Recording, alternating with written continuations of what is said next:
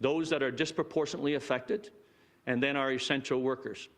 In that plan, we've also brought into coordination with the public health units, with the hospitals, with the pharmacies, and working with the primary care professionals, how we need to collaborate together to roll this out across Ontario. The public health units were selected as the vehicle to do that collaboration and coordination because they bring some enormous strengths. Number one is they do vaccines. And as they say, vaccines are us, and that is truly the case. They do vaccines right across Ontario, and they have the expertise in it, but also they have the knowledge of the local populations, and they know the groups of people over 80, and they understand where their community is most at risk, how they can reach out to them, and how they can talk to them, and how they can get them to take advantage of the medical care available, in this case, the vaccination program that we want to roll out to them. But secondly, instead of taking the hospitals as the way to roll out the vaccination program, we also selected those PHUs because we wanted to keep the hospitals free and prepared to look after patients or people who might contract COVID-19 if, God forbid, we get a third wave and it gets worse than it is right now. And so the hospitals are usually engaged. Their capabilities are immense, and we want them engaged. And not only that, every person I've met from any of the hospitals said, sir, we want to be engaged. This is the only light in the COVID-19 tragedy, and we want to be engaged. We want that. They're coordinating and collaborating with the public health units, and that's an awesome thing. But at the same time, if COVID-19 surges again, they're going to be prepared to look after people, and we won't rely on them totally for the vaccination rollout. We're also working with the pharmacies to synchronize how much in the terms of vaccines will flow through them. We've completed the contracting with the pharmacies. We're doing a tabletop exercise this week, this coming Monday, and we'll do a small pilot across Ontario. And for phase 2, the pharmacies will be ready to roll out. We probably look at 10 to 20% of our vaccines flowing through the pharmacies at the start, and that will probably increase itself. As part of our plan, we also bring resources to the public health units who will coordinate the collaboration in their region of operations with those hospitals, with the primary care professionals, and with the pharmacies.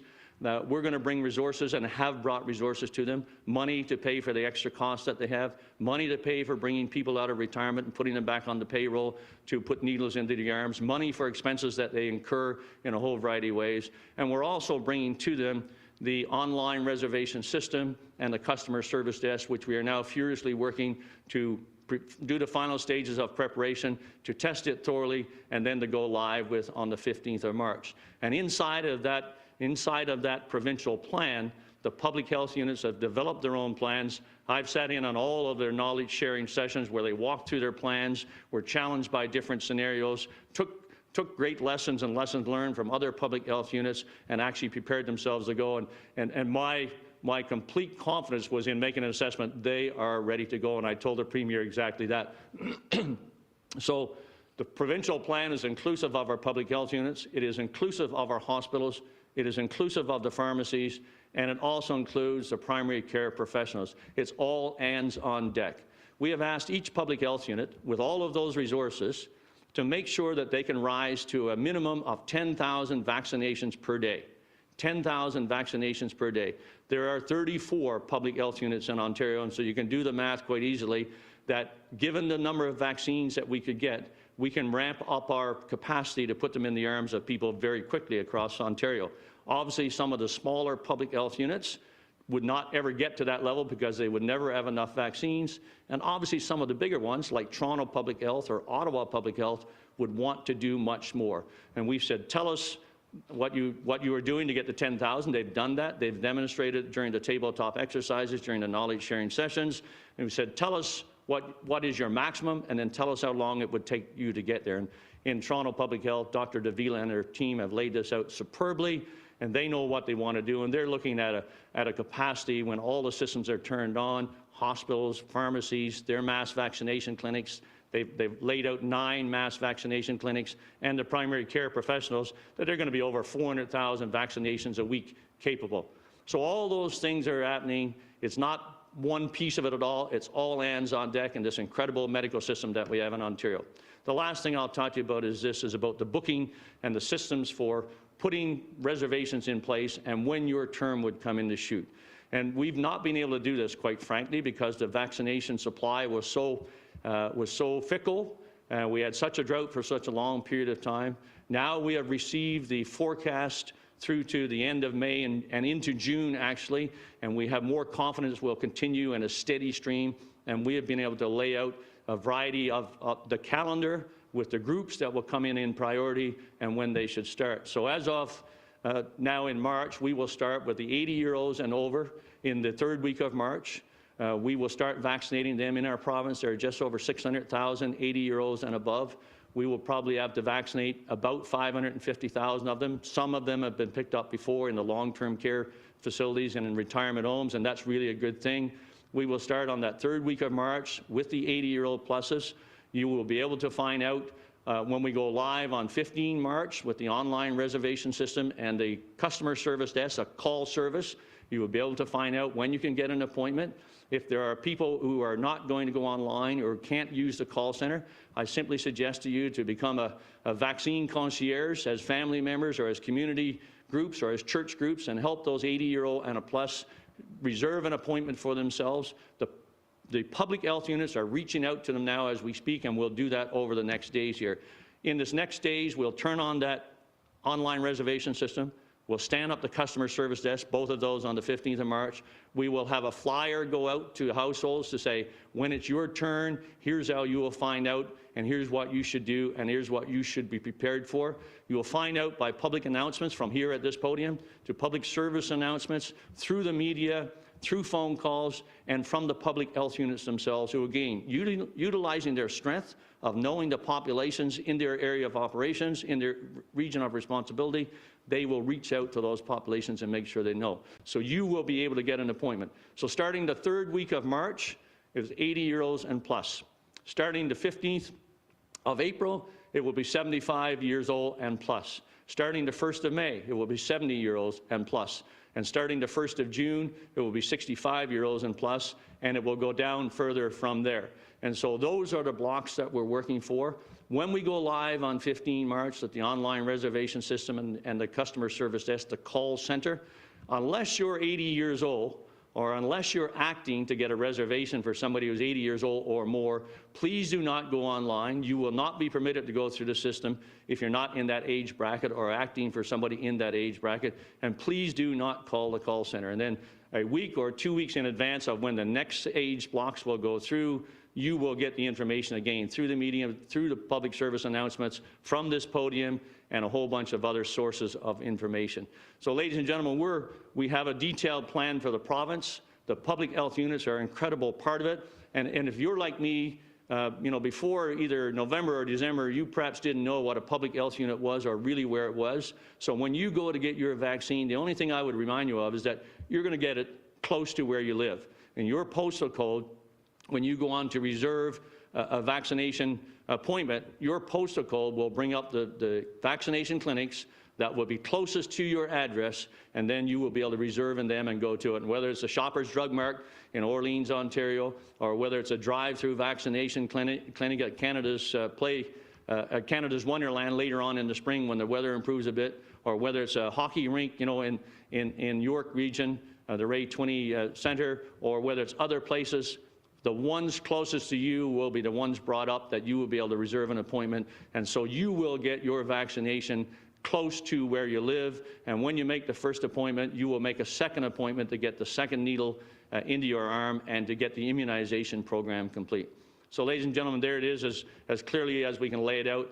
Everything I said about the age brackets and the date times, everything I said about that is vaccine dependent. If we have another interruption in vaccines, obviously that would slow that process. If we get more vaccines brought to Ontario, brought to Canada and then to Ontario, that would speed up the process.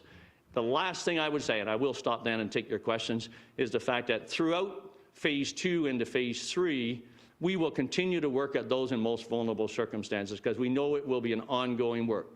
We are going to make sure that we look after the Indigenous adults across the province of Ontario, and we're starting that quite literally now outside of just Operation Remote Immunity, and we are going to make sure that we concurrently work into the communities of those disproportionately affected. We've got the plans in place, we've got the vaccines allocated out of the still relatively small amounts that we're getting come in, and we've got mobile clinics, in-community clinics, roaming clinics, all working to deliver those vaccines to those populations, and that will continue right throughout this vaccination program. The last part, of course, of that vaccine is where you would get it close to home. It'll be either a mass vaccination clinic, it'll either be in a pharmacy, or it potentially would be in a mini mass vaccination clinic, if I could call it that, a mini-me perhaps, where primary care professionals would come together, create a smaller mass vaccination clinic, and then be able to call their patients and others into that. We'll add on to that capability when we get into essential workers, and we have yet to receive the direction from Cabinet on the details of the essential workers, and we believe that will be soon. We'll add on to that the capabilities of the private sector. And we have huge companies in Ontario, whether it's Maple Leaf Meats or Cargo Meats or Sofina, who have said to us, we know we'll be in the essential worker category. When our turn comes, we have medical support in our plants. We have tens of thousands of employees, and if you can deliver the vaccine, we would be delighted to vaccinate the people who work here. And in fact, if you want, we would be delighted to vaccinate their families if it's their turn. And in fact, if you want more, we will be delighted to vaccinate the neighborhoods around when their turn comes. And so the capacity is there to do that, and we will take advantage of all of it. So I'll stop right there by saying our plan is in place. We're rolling it out. We're going to pick up the pace in this next couple of days, getting to those populations where we have to take the vaccine as opposed to them coming to us. But as we go forward, there will be more and more who come to the mass vaccination clinics, and that gives us the capability to roll those vaccines through in an enormous number every single day. So, ladies and gentlemen, thank you. I'll be pleased to take any questions. Good morning. We'll go to the phone line for questions. As a reminder, it's one question and one follow-up. Operator, first question, please. From Mike Crawley at CBC News. Please go ahead. Apologies, from Laura Stone at Globe and Mail. Go ahead, please.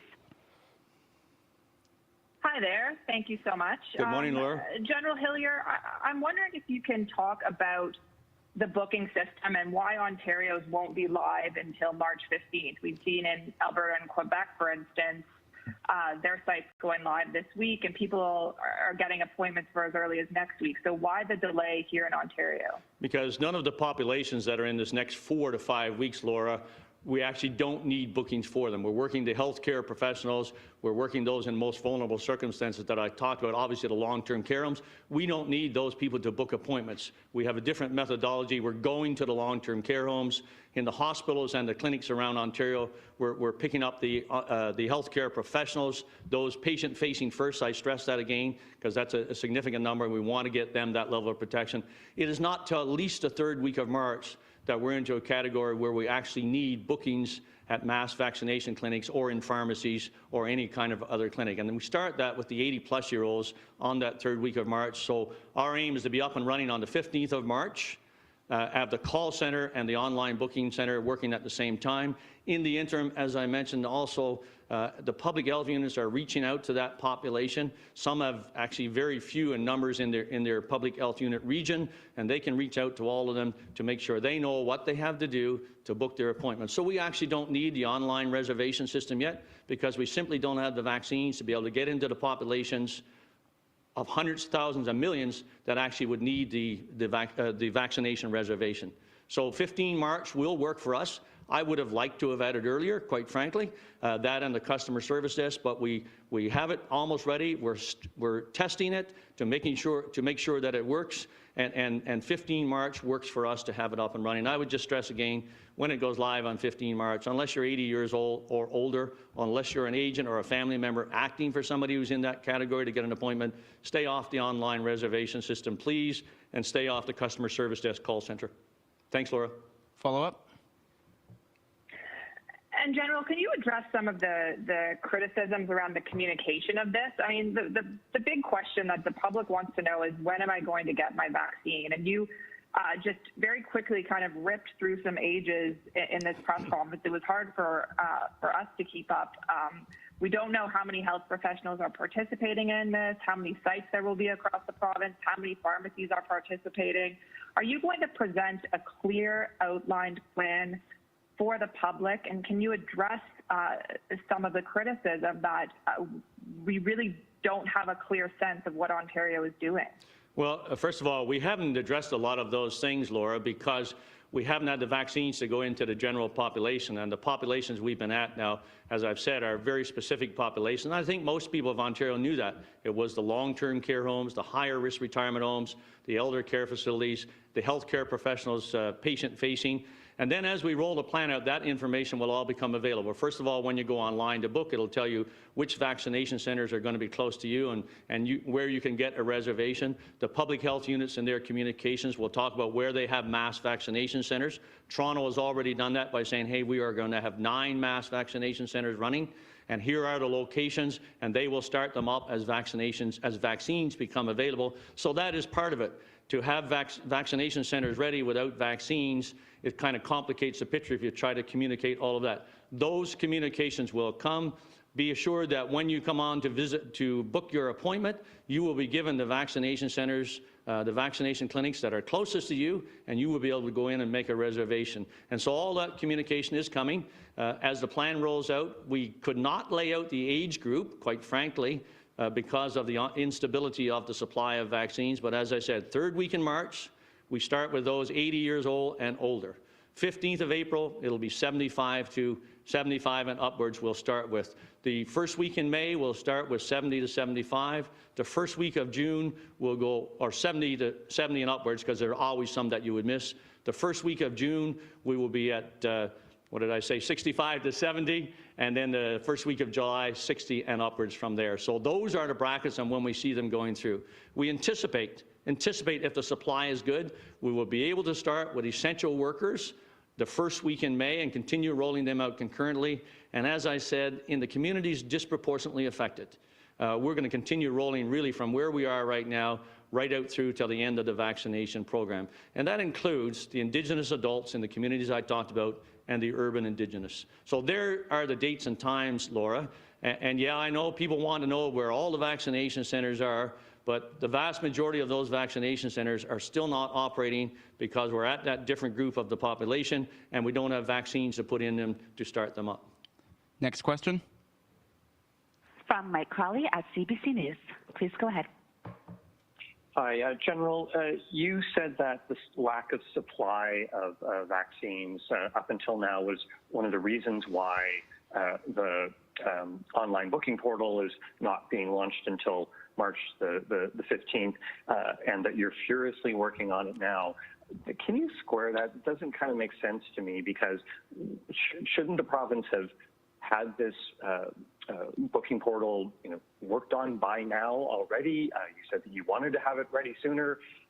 Other provinces have launched theirs, and in fact, other provinces are starting to vaccinate people in the 80-plus age group, and they're all having had the same issues with the vaccine supply. So thank you for that question. And first of all, I obviously was not clear enough when I said that because of lack of vaccine supply, we wouldn't have the online booking system up and the customer service desk up until 15 March. But actually, we don't need it until 15 March. And the work is pretty much complete. We are going to run a test pilot project on it this coming week to make sure we're ready to go, to stress it, and we'll be up and operating on the 15th of March. But frankly, we did not need an online reservation system up till now. We actually do not need it, as I said, till the 15th of March, and we will have it ready by then. I know that I've watched in general other provinces roll out their vaccination program. Every province is slightly different, and their priorities are slightly different at the front end. The numbers in Ontario are actually staggering in the populations that you want to get to. For example, the number of long-term care homes and retirement homes. And so we have not gotten to the 80-plus-year-olds yet. Some of the other provinces have.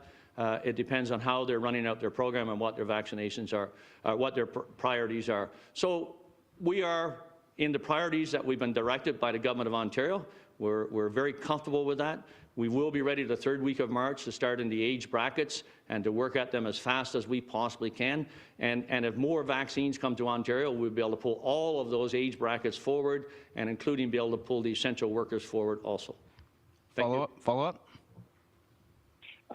Could you describe when people who have underlying medical conditions, although they might be in younger age brackets, are they also supposed to be part of phase 2? When will they get a sense of when they're going to be vaccinated? Thank you for that question, and it's a great point. First of all, I will not describe that. So we had previous direction from the Government of Ontario that as we flow through, those in most vulnerable circumstances, #1 priority. Healthcare professionals are the second priority. The age brackets starting with 80 and over are the third priority. Those in disproportionately affected communities are the next priority, and so therefore the second one in phase 2, and then essential workers. Inside of those last 3 priorities, there is a breakdown and a matrix of which ones should go first in the chute for vaccines.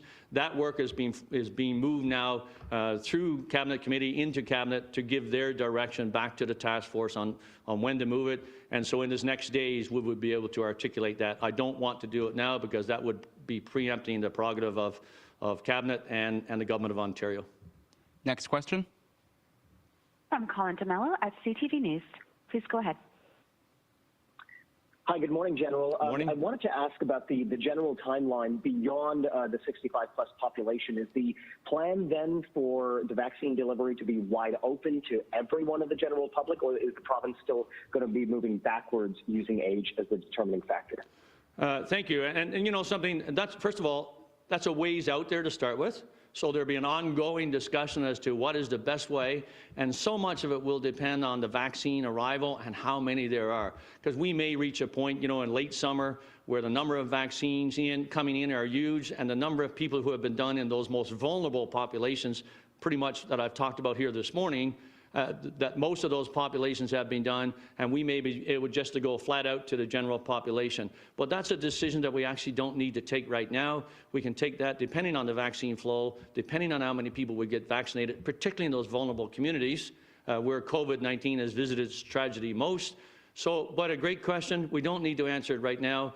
Early summer, I think, is when we'd be starting to discuss that issue and to see if we're getting to a point where we could actually just go straight through the population, which, as I think you would understand, would be the most efficient way of vaccinating across the province when you have large numbers of vaccines. Our challenge now is that we still have relatively small numbers, and we still have large numbers of those in most vulnerable circumstances that we want to get a level of protection to that they need from COVID-19. And hence, we have to come at those populations, not sequentially, concurrently, but it's actually a ponderous, as I said, and a bit of a clumsy time. I'd love to get to a point down the road here where we could just have so many vaccines coming in and the vulnerable taken care of that we could just offer the opportunity in Ontario to everybody over 16 to come and get a vaccine, and our mass vaccination centres would roll through them in a way that would be quite incredible. Thank you for the question. Follow up. So the federal government says that they're planning to, or they would like to see everyone vaccinated or at least offered a vaccine by September. Can Ontario realistically, given what you're saying here today, meet that expectation? Is Ontario committing at all to having all people offered a vaccine by September? Everything is vaccine dependent. Everything is vaccine dependent. So if we get the vaccine, if we get the vaccines in the appropriate amounts, we can get them into the arms of the people of Ontario. And so everything is vaccine dependent. The federal government has been saying you can depend on the supply of vaccines now. It's stable, and here are the numbers that are coming, and more are going to come later. Well, we're going to take them at their word, and starting from here on out, we're not going to be saving in our freezers that second needle, for example. We're going to be keeping an eye on it coming in the shipment next week, the week after, but we're going to start putting needles in arms even faster now going forward here, because we're going to take them at their word that the vaccines are going to arrive. I'd love to say, by Labor Day weekend, we're going to have every single person in Ontario who is eligible and who wants a vaccine to have one. I'm a little bit reluctant to do that because it depends on the arrival of those vaccines. I say this, if the vaccines arrive and the numbers required, we'll get them into the arms of the people of Ontario. Next question. From Natasha MacDonald at Radio Canada. Please go ahead. Hi. Will the French version of the online booking portal be launched at the same time as the English one? And will call centers have enough French staff to avoid being on hold for hours on end? Yes and yes. Follow up? I'll answer in more detail. I had a demonstration last night of the online booking system along with many of our team, and actually I was really impressed. And quite literally, you go and pick your language, and if you're English, everything then flows English, including the email that you will get back to confirm your online your appointment that you booked online. And if you select French, everything that you see from there on in through the portal through the system is French, and the email that you would get back to confirm your appointment will also be in French. So that's going to work. On the call customer service desk, you know, customer service desks can get overwhelmed. We're going to put a large number of operators in there when we go live on the 15th of March. And I talked to the Premier and ministers and deputy ministers last night, and we're all agreed we're going to surge up on 15 March to a huge number of operators, the maximum number we can put in there and work it. And then if they're not needed, we'll ramp back down, as opposed to starting with a ramp, a lower level and ramp up. We're going to do everything that we possibly can to be successful on the 15th of March. I'm going to say again, on the 15th of March when we go live, unless you're 80 years old or older, unless you're the agent or a family member acting for somebody who's 80 years old or older, please do not go to the call center. Please do not go online. On the online system, you will be blocked from going into the system and going through it. And in the call center, you'll simply be tying up a line that we need to help somebody out who can't go online, who needs that conversation. Thank you for the question. Follow up? In the U.S., media outlets have widely reported that online booking has prevented some seniors and lower-income folks from getting fair access to vaccination. So I'm wondering what is being done to avoid that in Ontario. Thank you. Again, a strength of our public health units. So the second part first of some of the socioeconomic disproportionately affected communities. Our public health units know those communities. They know that they've got to go out to those communities and literally, in cases, knock on doors. And I've talked to the medical officers of health, a lot of them on exactly this. They know their populations. They, in fact, have many of their leaflets for what support is available medically and for the vaccine itself in many different languages based on those communities, not just French and English. So that's an incredibly important part of it. Secondly, we'll bring mobile vaccination clinics to many of those communities so that, they're not going to, I've been told by many of the medical officers of health, again, who know them, who know these populations, that many of these folks, they will not come to, for example, mass vaccination clinics, and you really have to go there, almost like going into a long-term care home. You really have to go there. There are a variety of ways that the public health units have planned for a mobile vaccination clinic, literally a bus that stops and becomes a vaccination clinic, a mobile vaccination clinic where you take a team out to a community center and establish it right there, right in the middle of a neighborhood, and a variety of other things, including going into a building where a significant percentage is that population, and being able to establish a vaccination clinic right there in the lobby or the common room of those buildings. And so all of those things are being worked and looked at by the public health units, and they're prepared for it. And again, as they said, we do vaccines. Vaccines are us. The flu vaccine, that's how they had to work it. They've established those relationships. They have the leaflets. They knock on the doors. They communicate with them in a whole variety of ways that simply you could not do at the provincial level, I don't believe, or certainly could not do it efficiently. What we will do our best to do is to support them in that communication in a variety of ways. Next question. From Rob Ferguson at the Toronto Star. Please go ahead. Hi, General. Yesterday, the minister was saying pretty soon that everybody would know when and how they're getting a vaccination. So I don't really see this as fitting that bill. I know you've been asked a bit about this before, but why can't you be more specific now? Certainly a lot of other jurisdictions are. Well, I'm as specific in the age groups as I think we can be. Starting the third week of March, we are going to start with 80-year-olds and plus. The 15th of April, we will bring into that chute the 75-year-olds and upwards. On the 1st of May, we will bring in 70 and upwards. And on the 1st of June, we'll bring in 65 and upwards. And on the 1st of May, the first week of July, we'll bring in 60 and upwards. And that's when they will get their opportunity prior to that, to make a reservation online or through the call center and be able to get their vaccination and make the reservation at the same time for the second needle. So I don't think I can be any clearer than that. We anticipate starting with essential workers, but again, the breakdown inside of the essential worker classification, that priority has got to be, first of all, the recommendations to Cabinet have occurred or are occurring, and Cabinet and the government has to make their final decision on that, and then we can talk about that specific part of it. But we do not anticipate being able to start with essential workers until the 1st of May. You'll get your vaccination either in mass vaccination clinics or in pharmacies, or possibly in vaccination clinics that will be put together by the primary care professionals who will come together in a mini clinic to vaccinate not only their patients, but probably others. The primary care professionals, I've talked to several other groupings over this past week to say, you've got to wrap your arms around the medical officers of health and the public health units, offer up what you can do. Vaccines will not go into doctors' offices in the near future. Simply the handling characteristics of both Pfizer and Moderna and the scarcity of them do not permit that to occur.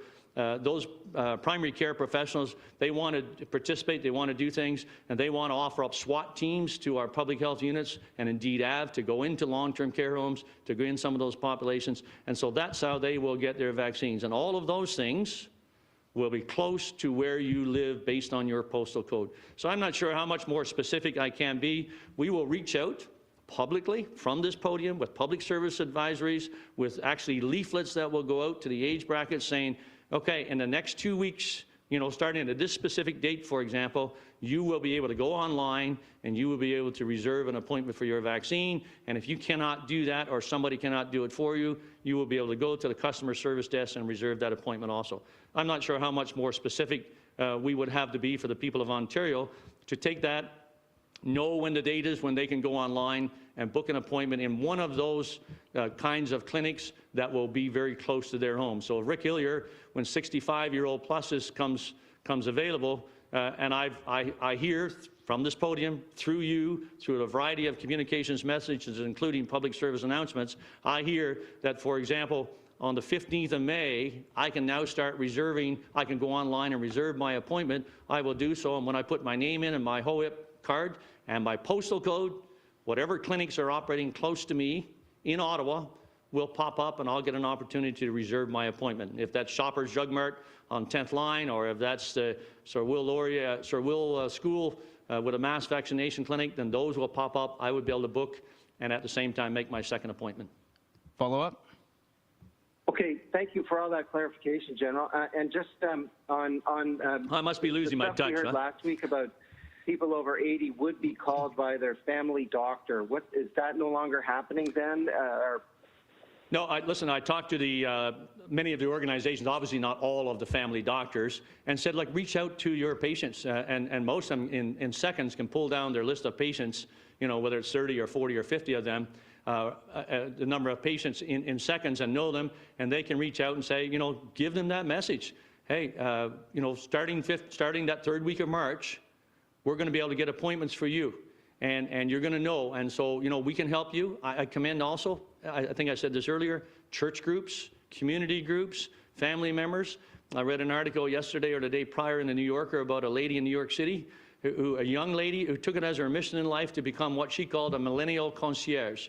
And she looked after about 100 people in her extended family who could not get to the online booking services, different ones in New York State, and she actually worked to get them the reservation and the appointment for their vaccine. And I would simply say, do the same here. Let's show our generosity of spirit in Ontario, and let's look after that age group and make sure they got their appointments. The public health units, we talked to them yesterday about this, and they are already reaching out to them and figure that by the 15th of March, they will have wrapped their arms around almost everybody in that age group. Let's double bank, let's triple bank, and let's make sure we look after them and help them get that appointment in either a mass vaccination clinic or a pharmacy or a doctor-run vaccination clinic close to where they live. Last question. From Graham Richardson at CTV Ottawa. Please go ahead.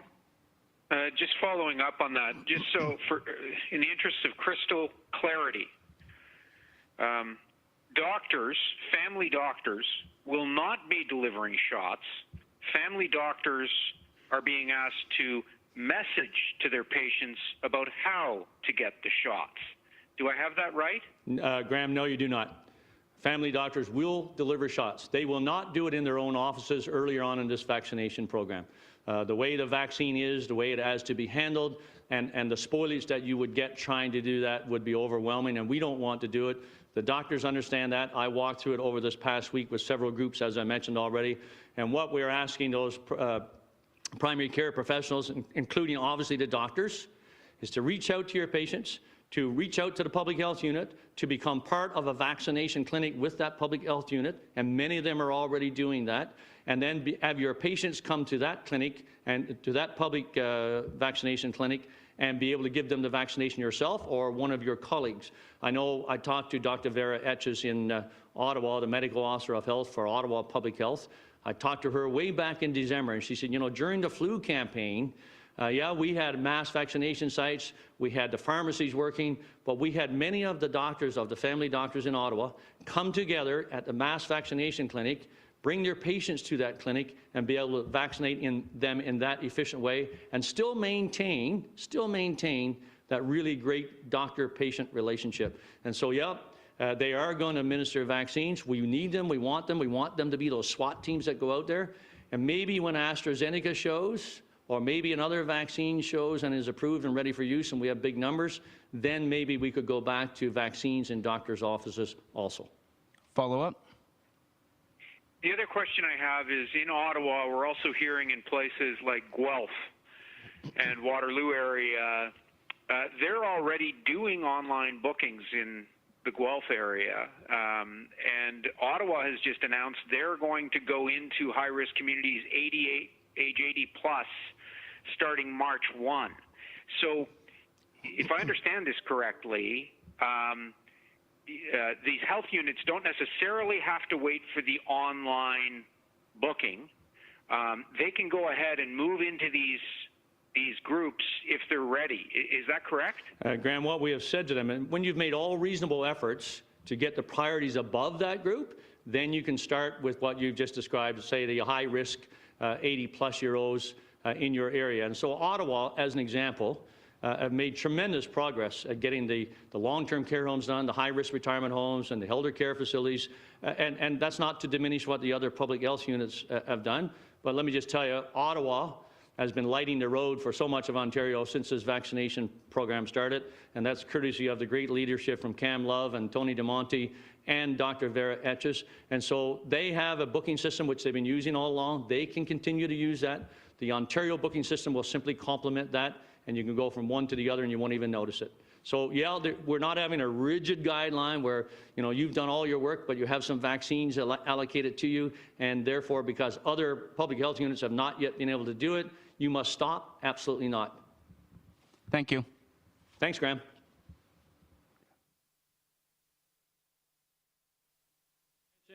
And let's work together. Let's show that generosity of spirit that Ontario has, that the people of Ontario have, that the people of Canada have. Let's look after those older populations and let's get them to the vaccination sites, and let's do this for the benefit of all of us. Thank you so much.